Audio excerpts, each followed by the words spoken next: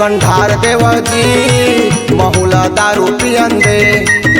ठोकन ढार देवजी महुला दारू पियन दे।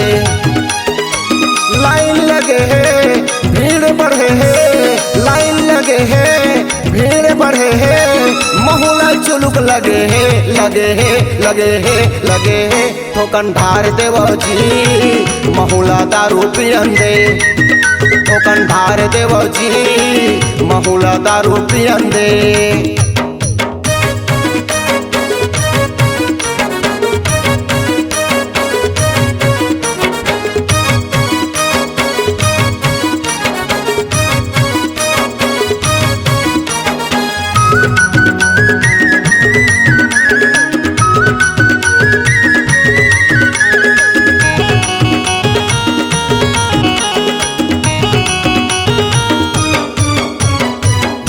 जल पानी पाउच चखना ला ले हूँ, फिर माँ तेरी आके थोकन धीरे धीरे पी हूँ।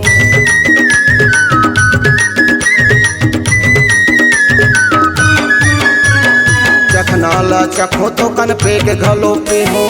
नशा के हो अतले संगी दारू घलो पी हूँ। लाइन लगे है भीड़ बढ़े है, लाइन लगे है भीड़ बढ़े है। महुला चुलुक लगे है लगे है लगे है लगे है। ठोकन ढार देवजी महुला दारू पियन दे। ठोकन ढार देवजी महुला दारू पियन दे।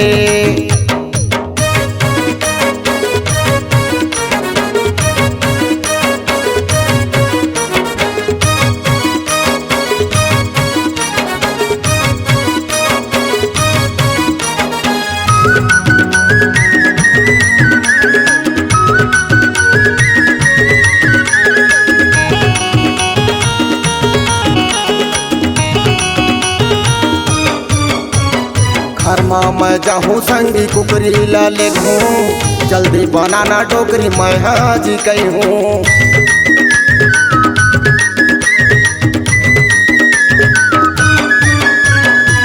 एक ठन पौवाला घर माजी ले हूँ। कुकरी चोरी त चखना मपी हूँ। लाइन लगे है भीड़ बढ़े है, लाइन लगे है भीड़ बढ़े है। महुला चुलुक लगे है लगे है लगे है लगे है। ठोकन ढार देवजी महुला दारू पियन दे। ठोकन ढार देवजी महुला दारू पियन दे। ठोकन ढार देवजी महुला दारू पियन दे। ठोकन ढार देवजी महुला दारू पियन दे।